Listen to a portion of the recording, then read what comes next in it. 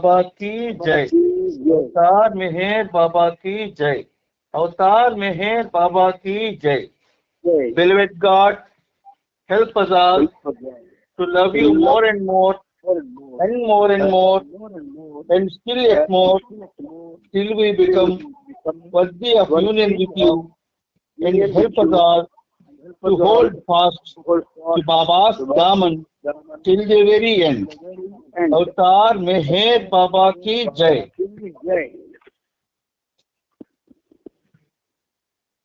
Avatar Meher Baba కి జై. ప్రీతం మెహర్ బాబా, నీవు ప్రసాదించిన ప్రవర్తన కారణం గ్రహించవలసిన తీరులను గ్రహించి సదవగాహన చేసుకుని వాటిని మా జీవనములను ఆపాదించుకుని నిజాయితీ తాడను నిర్మల ప్రేమ తాడను వాటిని ఆచరించులాగిన మా అందరినీ అట్టి ఆచరణ జీవన శైలిలో జీవించి మా అందరినీ అనుగ్రహించి. అవతార్ మెహర్ బాబా की जय. అవతార్ మెహర్ బాబా की जय. అందరికీ ప్రేమపూర్వక జయ బాబాలు. ఈరోజు కూడా మెహర్ ప్రీతముడు ఆయనతో సహజీవనం సాగించేటటువంటి మహద్భాగ్యాన్ని మనందరికీ కలగజేశారు ఆయన.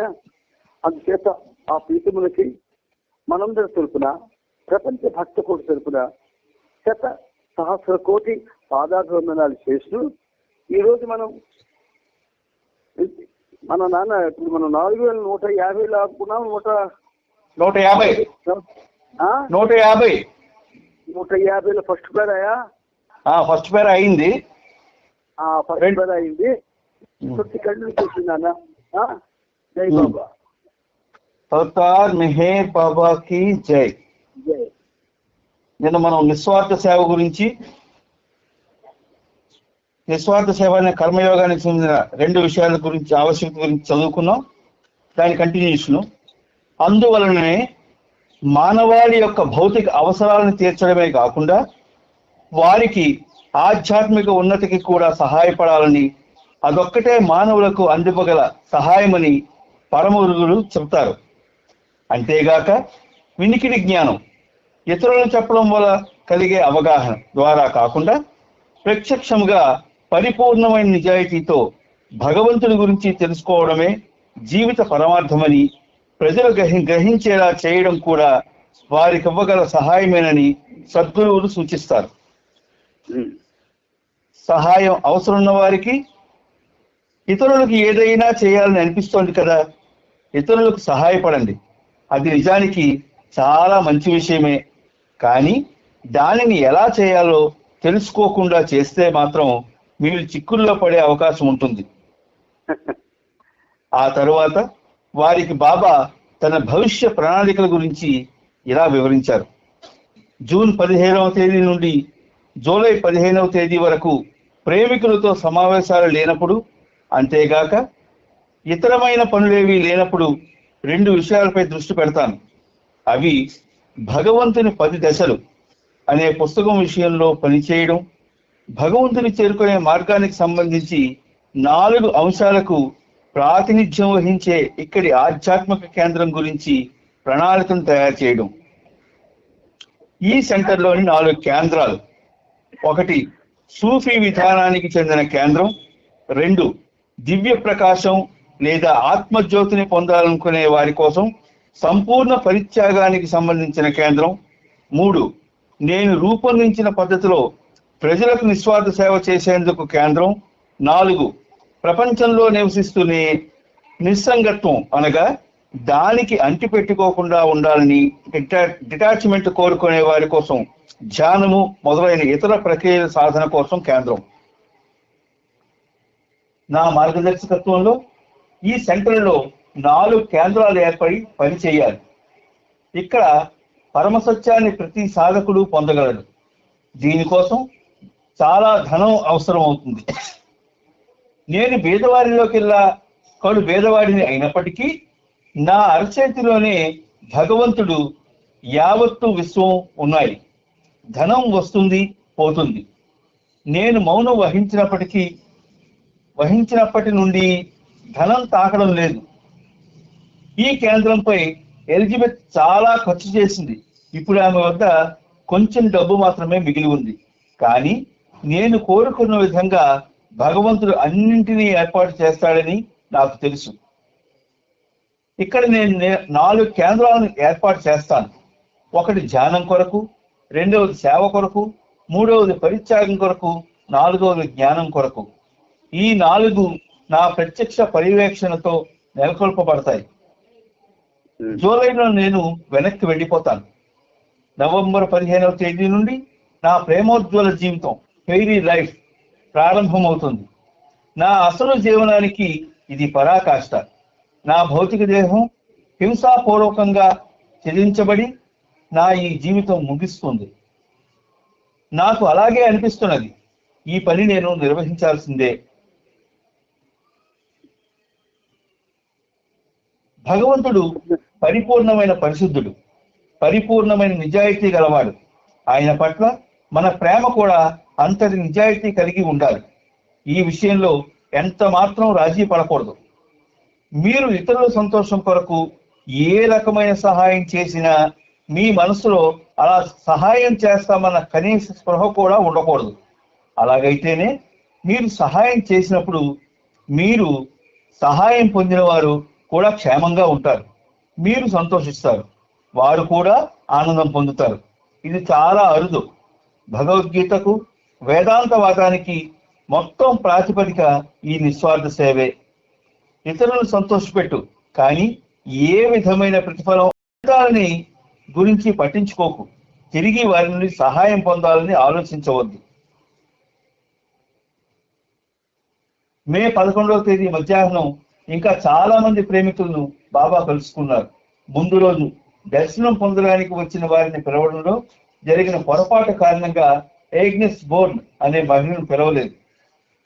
ఆ రోజు బాబా ఆమెను ఓదార్చిస్తూ, నిన్న పొరపాటు నిన్ను పిలవకపోవడం జరిగింది, కానీ దాని గురించి నీవు బాధపడిన అవసరం లేదు. ఈ రోజు నీ కొరకు నేను ప్రత్యేకంగా కబురు పంపడానికి కారణం నీతో నాకు గల సంబంధమే. నిజానికి నిన్ననే నీవు నన్ను కలిసినట్లు భావించాలి. అయితే నిన్న నీవు బాధపడినట్లు వారు నాకు చెప్పారు. ఎంతో శ్రమపడి నీవు నా కొరకు చేసిన పనిని గురించి ఎలినోరా తెలియజేశారు. మౌనం వహించే నేను మరియు మౌనం పాటించే మనం విషయాలను మాటల రూపంలో చెప్పకపోయినా తెలుసుకుంటాము అన్నారు. కురుస్తున్న వర్షం అప్పుడే ఆగిపోయింది. ఎండ వచ్చింది. సూర్యుని కిరణాలు ఆ ప్రదేశానికి వెచ్చదనాన్ని ఇస్తున్నాయి. బాబా చమత్కారంగా ఈ ప్రియమైన వ్యక్తి బాబాను దర్శించేందుకు వచ్చిందని భగవంతుడు వర్షాన్ని నిలిపివేశాడు అనుకుంటున్నాను. ఇప్పుడు మేఘాలను తరిమివేసి సూర్యరశ్మిని లోపలికి రానిద్దాం అన్నారు. ఎలిజబెత్ గురించి చెబుతూ, బాబాకు భగవంతుడు ఇచ్చిన ఒక గొప్ప కానుకే ఈ ఎలిజబెత్. హృదయపూర్వకంగా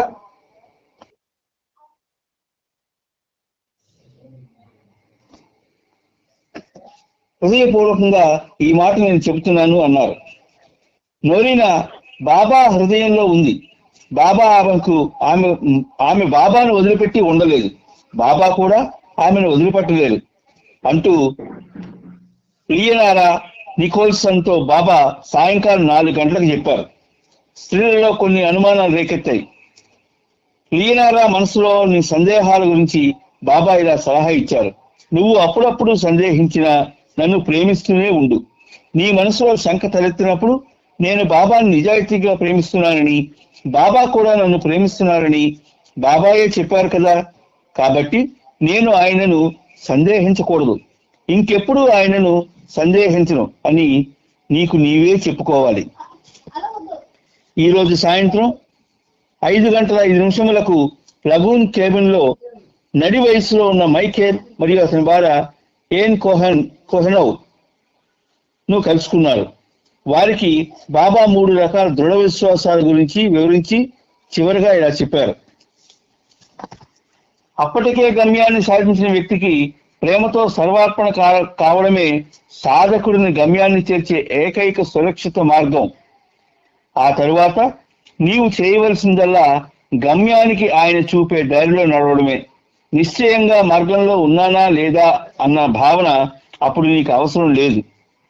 నన్ను చూశాక నన్ను కలిసిన తర్వాత ఈ రోజు నుండి మీరు చేయవలసింది ఏమిటంటే భగవంతుని దర్శించాలని, ఆయనతో ఒకటవ్వాలని, అంతేగాక భగవద్ అనుభవం పొందాలన్న ఏకైక ఆలోచనతో, తపనతో కలిగి ఉండాలి. బాబా, భగవంతుని దర్శన భాగ్యం కలిగించు, ఇతరులకు జ్ఞానాన్ని, ఆనందాన్ని కలిగించేలా నన్ను అనుగ్రహించు. మీరు ఎక్కడ ఉన్నా, ఏం చేస్తున్నా మీ మదిలో నిరంతరం ఇదే ఆలోచన ఉండాలి. నాకు భగవంతుని తెలుసుకోవడానికి, దర్శించడానికి, ఇతరులకు జ్ఞానాన్ని, ఆనందాన్ని కలిగించడానికి బాబా సహాయం చేస్తారు అనుకోవాలి. ఇటువంటి విషయాలను నేను ఇంతవరకు ఎవరికీ వివరించలేదు. నన్ను చాలా మంది నన్ను కలిసినప్పటికీ తొలిసారి మీకే ఈ ఆదేశాన్ని ఇస్తున్నాను. దీన్ని నిజాయితీగా, విశ్వాసపూర్వకంగా ఆచరించండి. ఆ దంపతులు దానికి అంగీకరించారు. బాబా తన వివరణ కొనసాగిస్తూ సహజ జ్ఞానము లేదా అంతర్జ్ఞానము, ఇంట్యూషన్ గురించి ఇలా వివరించారు. ఏదైనా విషయం అంతర్జ్ఞానం నుండి స్ఫురించినదని మీకు అనుభూతి కలిగినప్పుడు దాని గురించి మీకు సందేహమేమీ లేకుంటే అది యథార్థమని తెలుసుకోండి. వస్తూ పోతూ ఉండే సందేహాలకు, ఆలోచనలకు, తాత్కాలికమైన ఉద్వేగభరితమైన భావనలకు ప్రాధాన్యత ఇవ్వకండి. కానీ మీ భావనలు హృదయాన్ని కదిలించినప్పుడు మాత్రం వాటిని అనుసరించండి. ఆ భావనలు మనసు నుండి వస్తే గనక అది సహజ జ్ఞానం కాజాలదు. ఏదైతే హృదయంలో నుండి వస్తుందో అదే సహజ జ్ఞానం. దివ్య పథంలో అంటే ఆధ్యాత్మిక మార్గంలో మొదట సహజ జ్ఞానం కలుగుతుంది, తరువాత ఆంతరంగిక ప్రేరణ కలుగుతుంది, ఇన్స్పిరేషన్. ఆ తర్వాత దివ్య ప్రకాశం, ఇల్యూమినేషన్ లేదా దివ్య జ్ఞానం.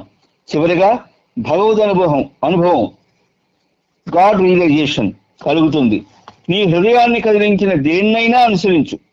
భగవంతుని ఇచ్చ ఉంటే ఈ రోజు నుండి మీ హృదయంలో సహజ జ్ఞానం కలగగానే అది వాస్తవమని మీకు తెలుస్తుంది. ఏది సరైందో దాన్ని తెలుసుకునేందుకు నా ప్రేమ సహాయపడుతుంది, మార్గం చూపిస్తుంది. బాబాని ప్రేమించండి. భగవంతునికి కావలసింది నిజాయితీ గల ప్రేమ. నిజాయితీయే భగవంతుడు. అందుకే భగవంతుడు నిజాయితీ గల ప్రేమనే కోరుకుంటాడు. కాబట్టి బాబాని ప్రేమించండి. సత్యాన్వేషణలో భగవంతుడు మీకు సహాయం చేస్తాడు. జై బాబా. ఇక్కడ కొంచెం చెప్పుకుందాం. బాబా మనకు మంచి అవకాశం ఇచ్చారు. ఇప్పుడు ఆ దంపతులు ఎప్పుడైతే అంగీకరించారో బాబా ముందు, వాళ్ళకి ఏం చేశాడైనా, ఏమిటి అంగీకరించారు? నన్ను కలిసినప్పటికీ తొలిసారి మీకే ఈ ఆదేశాలు ఇస్తున్నాను అన్నారు ఆయన, ఆ ఇద్దరికి. అయితే అందులో ఏమిటి? సహజ జ్ఞానము లేదా అంతర్జ్ఞానం గురించి వివరించారు వాళ్ళకి. అంటే వాళ్ళకి కాదు, అందరికీ. ఏమిటంటే పుస్తకం చదువుతున్నప్పుడు అక్కడ సీన్ లో ఉన్నటువంటి వాళ్ళు ఎదురైతే వింటున్న వాళ్ళు కోపంలో ఉంటారు. అందుచేత సహజ జ్ఞానము, అంతర్జ్ఞానము. ఈ సహజ జ్ఞానం అంటే ఇన్స్టిట్యూషనల్ నాలెడ్జ్,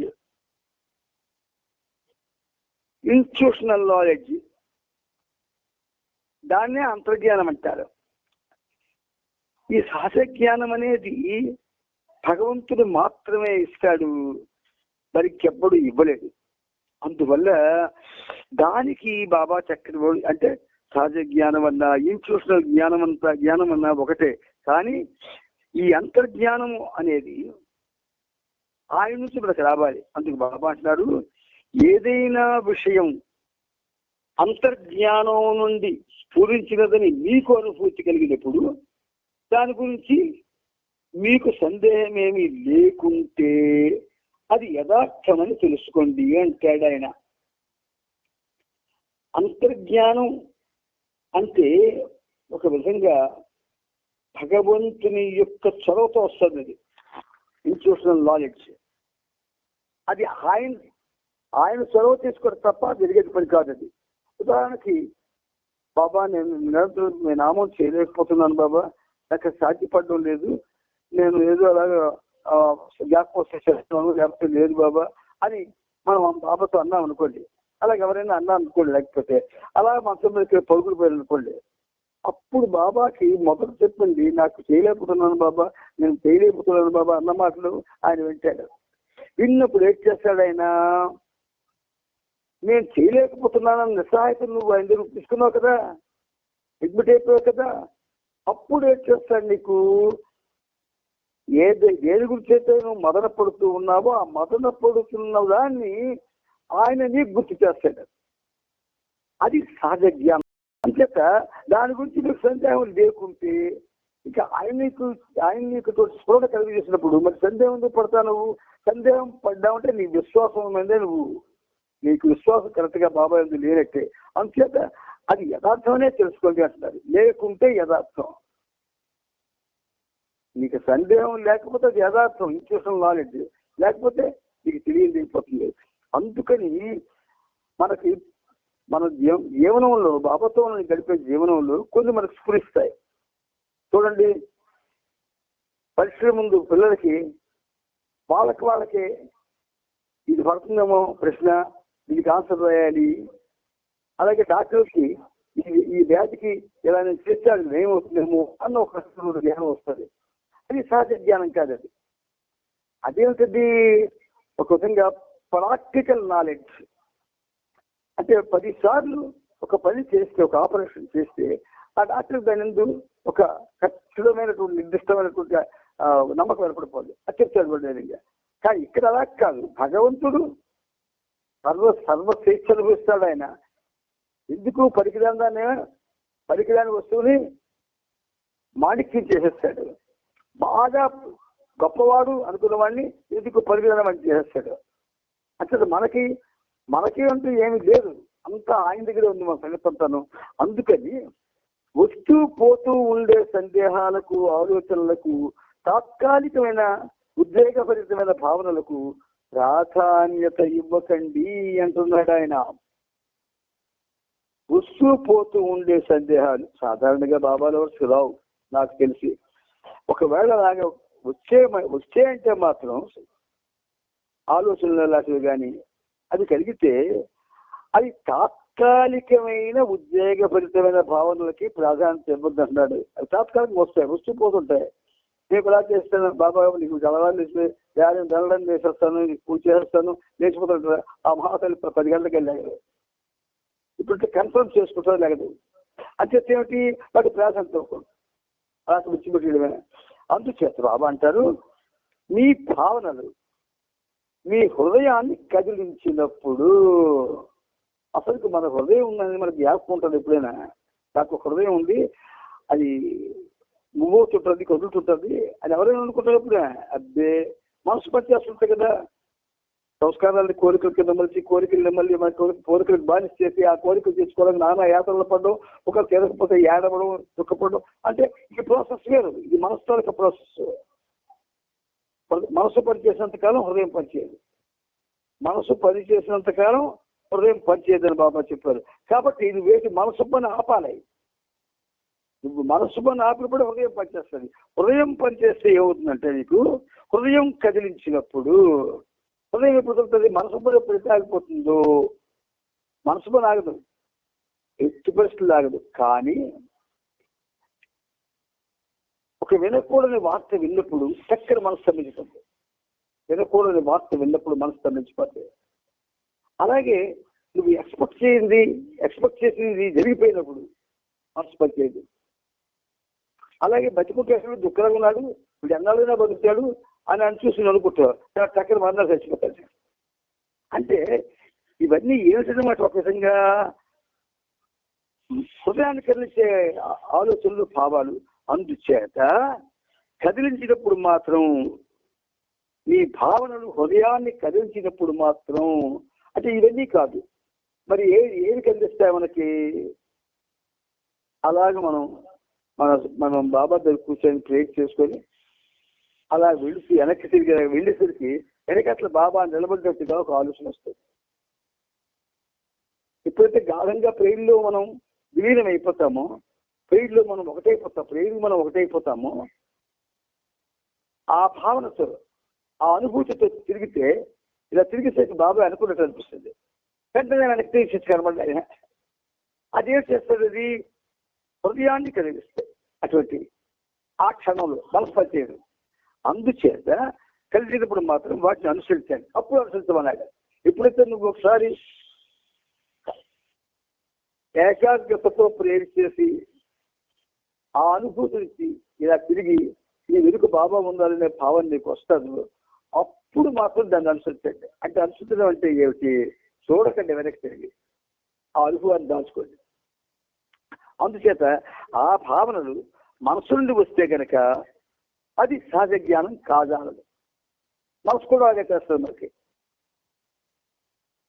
ఇవాళ గ్యాస్ వచ్చేస్తుంది అనుకుంటారు, వెళ్ళాలి, అది మనసు భావన కాదు. అంటే ఆ భావనలు మనసు నుండి వస్తే అది సహజ జ్ఞానం కాదు. ఏదైతే హృదయంలో నుండి వస్తుందో అదే సహజ జ్ఞానం. దివ్య పథంలో అంటే ఆధ్యాత్మిక మార్గంలో స్పిరిచువల్ పాత్ ఏదైతే హృదయంలో నుండి రావాలి ఇక ఆలోచన. సపోజ్ మనకు అనిపిస్తుంది హైదరాబాద్ మన ఈసారి 10,000 ముందెళ్ళి అక్కడ ఉండి హ్యాపీగా ఉందాం అనే భావన వస్తుంది. అదేదైనా భౌతికమైనటువంటి ఆలోచన కాదు.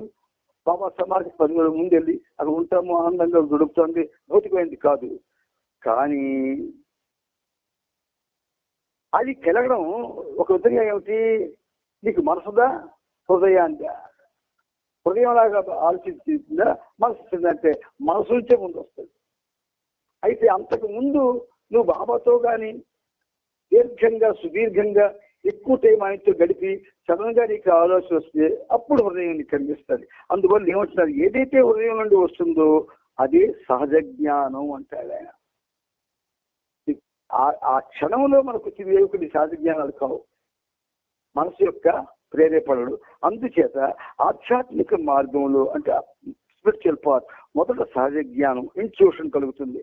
ఇన్స్టిట్యూషనల్ నాలెడ్జ్ అంటే అది. అయితే తరువాత ఆంతరంగిక ప్రయాణం కలుగుతుంది. ఇన్స్టిట్యూషనల్ ఇన్స్పిరేషన్ అంటారు దాన్ని. ఇన్స్టిట్యూషనల్ ఇన్స్పిరేషన్ అంటారు. అసలు అది కలగడమే కష్టం. సాధారణంగా ఎవరికి ఇస్తాడంటే వాగ్గేయకారులకు ఇస్తాడు. గీత రచయితలకి ఆయన యొక్క విజయ కార్యక్రమానికి ఉపయోగపడే అంశాలు కానీ, అంటే ఇప్పుడు మనకి ఢిల్లీ పేజ్ ఉన్నాడు, చాలా మంచి అంశాలు రాశాడు ఆయన. అంటే అలాంటి వాళ్ళు ఫారినర్స్ చాలా మందికి సహజ జ్ఞానం అనేది లభించింది త్రూ ఇన్స్టిట్యూషనల్ నాలెడ్జ్. అలాగే అందుచేత ఏమిటంటే కలుగుతుంది. తరువాత ఆంతరంగిక ప్రయాణం కలుగుతుంది. ఈ చెప్తున్నటువంటి బాబా హృదయంలో నుండి ఏదైతే వస్తుందో అది సహజ జ్ఞానం. దివ్య పథంలో అంటే ఆధ్యాత్మిక మార్గంలో మొదట సహజ జ్ఞానం కలుగుతుంది, వస్తుంది. ఇన్స్టిట్యూషనల్ నాలెడ్జ్ వస్తుంది. అది ఎలా వస్తుంది? పుస్తకం చదువుతున్నప్పుడు మరొక 10 పేజీల్లో నువ్వు చదవలసింది కూడా నీకు కొంచెం తెలుస్తుంటుంది. ఈ భవిష్యత్తు మీరు మళ్ళీ ఫలానా ముందు మనకి వెళ్తే ముందు తెలుస్తుంది అని అనిపిస్తుంది. అప్పుడు నువ్వు ఎలా ఊహిస్తుంది? మళ్ళీ నీ మనసు ఎలా ఊహిస్తుంది? ఇక నువ్వు 10వ పేజీలో ఉన్నావు, 20వ పేజీలో ఉంది, నీకు ఎలా నీకు స్ఫురిస్తుంది? అది సహజ జ్ఞానం. అందువల్ల సహజ జ్ఞానం దివ్య పథంలో ఆధ్యాత్మిక మార్గంలో మొదటి సహజ జ్ఞానం కలుగుతుంది. తరువాత ఆంతరంగిక ప్రేరణం జరుగుతుంది. సహజ జ్ఞానం కలగడం, ఆంతరంగిక ప్రేరణ కలగడం చిన్న పనులకు కూడా జరుగుతుంది. ఉదాహరణకి ప్రహ్లాదుడు, ధ్రువుడు, మార్కండేయుడు, వీళ్ళంతా చిన్న పనులు, కానీ వాళ్ళకు కూడా సహజ జ్ఞానం బాబా ఇచ్చాడు. మరి మనకి సహజ జ్ఞానం ఎప్పుడు ఇస్తాడంటే మనలో ఉన్న మాయ అంతరించినప్పుడు. మన మాయామోహనం ఉన్నాం కదా, పోదు కదా. బాబా మంచి పేరు చేస్తుంటే కూరగాయలు మా కూరగాయలు తెచ్చాను బయట వెళ్ళిపోతాడు. మన ఏకాగ్రత మనకి సహజ జ్ఞానం ఎందుకు ఇస్తాడు? చదువురాని ఎవడైనా పెన్ ఇస్తాడు, అది చదువుకోకపోతే. కాబట్టి ఇక మరి ఆంతరిక ప్రేరణ ఇన్స్పిరేషన్ ఎలాగ వస్తుంది మనకి? సహజ జ్ఞాన ప్రేరణ ఎక్కడికి వస్తుంది? రాదు. అంటే సత్యాలు ఎలా ఉంటాయంటే చేదుగా ఉంటాయి. మరి ఆయన సత్యమే చెప్తాడు, నేను అసత్యం చెప్పడు ఆయన. కాబట్టి ఆ తరువాత దివ్య ప్రకాశం అంటే ఇల్యూమినేషన్, దివ్య జ్ఞానం. ఇది ఒక విధంగా మనలాంటి వాళ్ళకి తెలియవు, మనకు తెలియవు. సహజ జ్ఞానం గురించి తెలియదు. మనకి ఈ ఆధ్యాత్మిక మార్గంలో ఉన్నామో లేదో కూడా మనకు తెలియదు. ఎందుకంటే లేకపోతే వెళ్ళల్లో ఉంటున్నాం, ఇంటి పనులను చేసుకుంటున్నాం, ఆయన ఫోటో పెట్టుకుంటున్నాము, ఆయనతో ఉంటున్నాము, ఆయన గురించి అది గెలుపుతున్నాము, ఆయన గురించి అన్ని పనులు చేస్తుంటాము, దాన్ని పట్టించుకోము. మరి ఇప్పుడు ఫోటోస్ అన్ని క్రియేట్ చేసాం మనం. ఆయన చూసుకోవాలనుకున్నాం ఒకటి మంచిలో చెల్లాలి, ఆయన చూసుకొని ఇక్కడ ఫోటో ఉంది, వాళ్ళ ఫోటో చూసుకొని వెళ్తాను అంతేంటి ఒకటో చూడదు. మరి మనకి మన యొక్క చేసేటటువంటి చర్యల్లో ఆయన్ని వెనక పెట్టి మనం ముందు ఉంటాం. మరి ఒక సహజ జ్ఞానం వస్తుంది, రాదు. అంటే మీకు ఎందుకంటే బాబా ఇలా చెప్పిస్తున్నాడు, ఈ ప్రపంచంలో మూడు పూర్ణావతారాలు వచ్చాయి. శ్రీరాముడు, శ్రీకృష్ణుడు, శ్రీ మెహర్ బాబా. జాగ్రత్తగా వినండి. శ్రీరాముడు పూర్ణావతారం, శ్రీకృష్ణుడు పూర్ణావతారం, శ్రీ మెహర్ బాబా పూర్ణావతారం. దివ్యత్వం మూర్తీభవించింది. ఈ అవతారంలో దివ్యత్వం మూర్తీభవించింది. అందుచేత మీకు బాబా ఏదైనా చేయగలడు, సిమ్మిని బొమ్మ చేస్తాడు. అందుచేత మనకి ఈ నాలెడ్జ్ ఎందుకంటే ఇస్తున్నాడు ఏమిటి? ఒకటి దివ్య పథంలో మొదట సహజ జ్ఞానం, తరువాత ఆంతరంగిక ప్రేరణం, ఆ తరువాత దివ్య ప్రకాశం లేదా దివ్య జ్ఞానం. 3 స్టేజెస్. అసలు మనకి ఈ ప్రారంభంలో ఏదైతే మనకి రావాల్సి ఉన్నదో ఆ సహజ జ్ఞానం, అది రావడానికి చాలా కాలం పడుతుంది. కానీ గాయకులకి, పుస్తక రచయితలకి, భగవంతుడి విషయాన్ని పదే పదే చదువుతున్న వాళ్ళకి ఖచ్చితంగా సహజ జ్ఞానం ఇవ్వాలి. ఆయన ఇవ్వకపోతే వాళ్ళు అందించలేదు ప్రపంచ సత్యాన్ని, వాళ్ళకి ఇస్తారు. అందుకే పాడిన వాళ్ళు ఎలా ఉండాలి? పాట పాడుతున్నాను నేను అని పొంగిపోయి భుజాలు గజాలు చేసి పక్కడికి చేసి ఈ పక్కడికి చేసి ఎవరిని చూడకుండా వీడే ఏదో చేసి గడిచాలని ఆలోచన ఉంటే ఆ పాట ఎందుకు పరిగణది? నీ పాట నిన్ను రంజింపజేయాలి కాదు, నీ ప్రియతముని రంజింపజేయాల. అది సహజంగా ఆయన ఇవ్వాలి. అప్పుడే అది ఆయన్ని రంజింపజేస్తుంది. ఇప్పుడు ఘంటసాల వెంకటేశ్వరరావు ఉన్నాడు, 10,000 పాటలు పాడాడు, మోసం వచ్చేది, సహజ జ్ఞానం వచ్చేది. లేదు బాలసుబ్రహ్మణ్యం వాడు ఒక 40,000 పాటలు పాడాడు, వాడికి సహజ జ్ఞానం వచ్చేది. అయితే వాళ్ళ డబ్బు కోసం పాడారు, వాళ్ళు మూల్యం తీసుకున్నారు, కరావత తీసుకున్నారు, వాళ్ళకి ఎవరు అసలు. తిరుమల దేవస్థానంలో ఘంటసాలకి స్థానం అనేది దెబ్బలాడాడు. అప్పుడు ఆ దెబ్బలాడి పెడితే 14 ప్రశ్నలు తీస్తే ఆయనకి చచ్చిపోయేదానికి ఇచ్చారు ఆ స్థానం. ఎందుకది చచ్చిలోడికి పెళ్లి చేసినట్టే.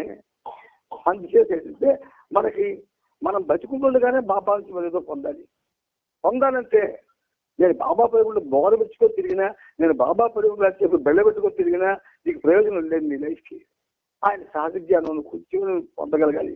అందుకే ఏం చేయమంటారు చివరిగా ఏది ఉంది మనకి? సహజ జ్ఞానం వస్తుంది. సహజ జ్ఞానం, ఆంతరంగిక ప్రేరణ, దివ్య ప్రకాశం. ఈ 3 తరువాత భగవద్ అనుభవం వస్తుంది. 4వది. మనం ఇక్కడ లేం, ఈ 4 స్టేషన్లు ఎక్కడా లేము. అంతేతేటి ఆ స్టేషన్కి కనీసం సహజ జ్ఞానమైనా నాకు బాబా ఇవ్వాలి అన్న తాపత్రయం మనలో కలగాలి కదా. ఆ ఇన్స్టిట్యూషన్ నాలెడ్జ్ కోసం మనకి ఇన్స్టిట్యూషన్ పనిచేయాలి కదా. అందుకని నీ హృదయాన్ని కదిలించిన దేన్నైనా అనుసరించాల్సినాడు ఆయన. అనేసరికి దాన్ని భౌతికంగా తీసుకోకండి, ఆధ్యాత్మికంగా తీసుకోండి. ఈ హృదయాన్ని కదిలించిన దేన్నైనా అంటే హృదయాన్ని దెయ్యాలు కూడా కదిలిస్తాయి. మీకు ఇస్తున్నాను కదా, దెయ్యాలు అవి కూడా హృదయాన్ని కదిలిస్తాయి. అంటే హృదయం కలవద్దు, మనసే కొంచెం జరుగుతుంది, మనసే దెయ్యం అయిపోతుంది. కానీ హృదయం కలిగిపోయింది అనుకుంటాడు, రకరకాల వేషాలు వేస్తారు. అందుకని హృదయాన్ని కదిలించినది ఏదైనా అనుసరించి. అంటే ఉదాహరణకి ఇవాళ నుంచి నేను బాబా నామం రోజుకి 1000 సార్లు చేస్తాను, అది హృదయ ప్రేరణ. లేదా ఇవాళ నుంచి నేను నిరంతరం బాబా నామం చేస్తూ ఉంటాను, అది హృదయ ప్రేరణ.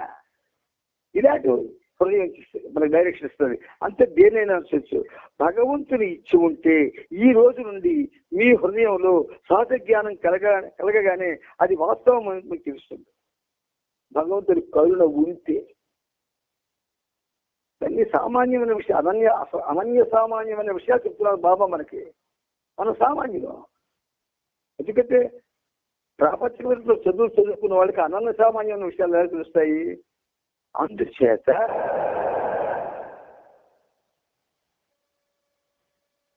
నా ప్రేమ సహాయపడుతుంది దేనికి? ఏది సరైందో దాన్ని తెలుసుకోవడానికి. ఆ దిశలో బాబా ప్రేమికులకు ప్రయాణం చేయట్లేదు.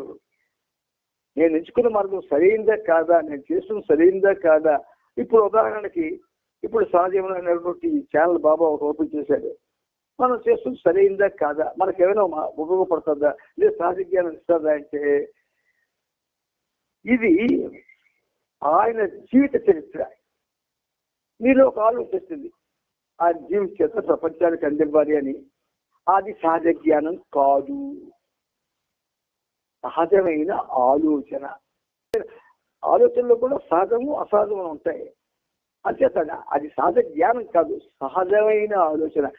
నా సోదరులందరికీ, బాబా ప్రేమికులందరికీ, సాయి వాళ్ళందరికీ బాబా చరిత్ర చెప్తే బాబా తప్పకుండా వాడు సాయి చేస్తాడట్టు మంచిదే కదా ఆలోచన. కానీ సహజ జ్ఞానం కాదు. అందుచేత సహాయపడుతుంది. అప్పుడు సహాయపడమే కాకుండా ఎప్పుడైతే నీకు తెలుస్తుందో ఏది సరైనదో దాన్ని తెలుసుకునేందుకు నా ప్రేమ సహాయపడుతుంది, మార్గం కూడా చూపిస్తారు. అందరికీ బాబా చరిత్ర తెలియాలి, చెప్పాలి, తెలియజెప్పాలి. అందులో లోతులు కూడా చెప్పాలి. తమను అవడానికి చదివిస్తాడు. 5వ క్లాస్ కూడా చదివిన పుస్తకం హాయిగా తెలుగే కదా. మరి మనం చదివిస్తే 5వ క్లాసు గుండె చేత ప్రయోజనం పెట్టి దాని లోతుల్లోకి వెళ్ళాలి. బాబా ఇంగ్లీష్లో అంటాడు డిగ్ డిగ్ డిగ్ అంటాడు. డిగ్ అంటే చదువుతాడు ఇంగ్లీష్లో అంటాడు. ఏం చదివేస్తా వీళ్ళు తెగేస్తాడు కాదు. ఈ హృదయంలో పెద్ద పూలు పెట్టారన్నాడు, ప్రేమ కొలలు పెట్టారన్నాడు. అందులో చూడు అక్కడ చదువు. అప్పుడు నీకేమవుతుందంటే నా ప్రేమ సహాయపడుతుంది. అప్పుడు సహాయపడుతుంది, మార్గం చూపిస్తుంది. బాబాని ప్రేమించండి. ఇంతవరకు మనం బాబాని ప్రేమించామా లేదా అంటే పాయింట్ బ్యాంక్ అంటే నేను చెప్తున్నాను, నేను బాబాని ప్రేమించట్లేదు. ప్రేమిస్తే అనుకుంటాను, నిరంతరాల కోసం వస్తాను, అన్నీ మర్చిపోతాను, అన్నిటినీ విడిచిపెట్టేస్తాను. లేదు అయితే మన నాటకం కాదు. ఆయన ఆ టైంని బట్టి మనకి అవకాశం ఇస్తాడు. ఆయన అది వెంటనే వచ్చేయాలంటే రాదు మనకి. అందుచేత బాబాను ప్రేమించండి. బాబాను అక్కడ కపటం ఉండకూడదు.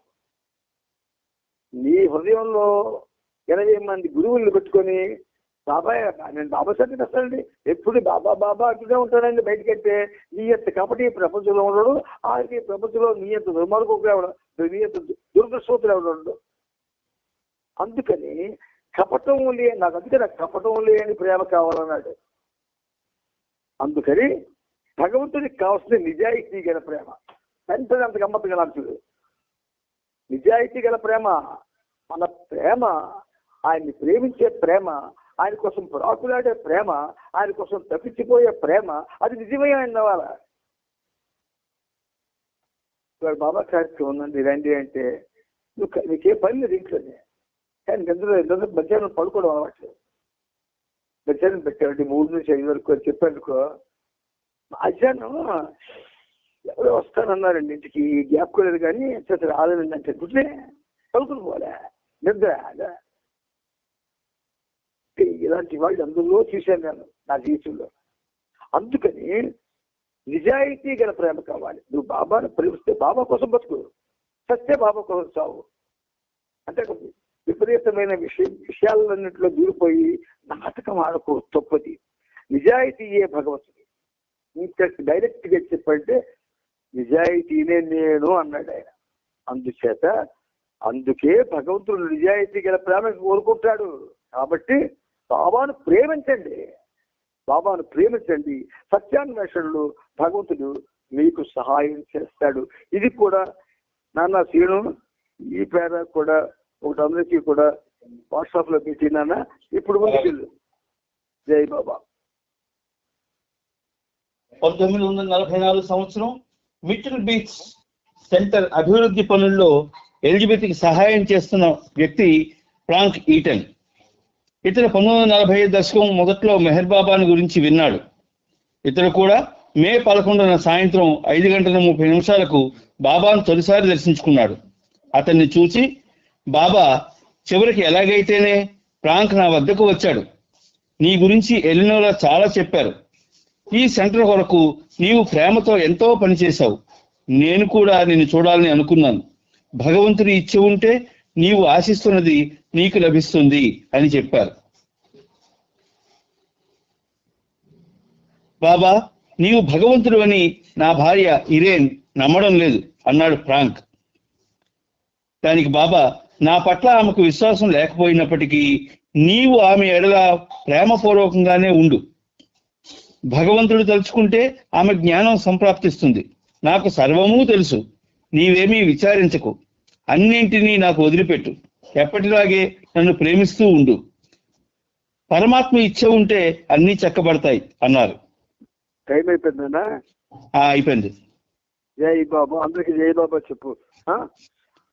జై బాబా, జై బాబా. అవతార్ మెహర్ బాబా की जय. అవతార్ మెహర్ బాబా की जय. అవతార్ మెహర్ బాబా. అందరికి జై మెహర్ బాబా. అవతార్ మెహర్ బాబా की जय. అవతార్ మెహర్ బాబా की जय.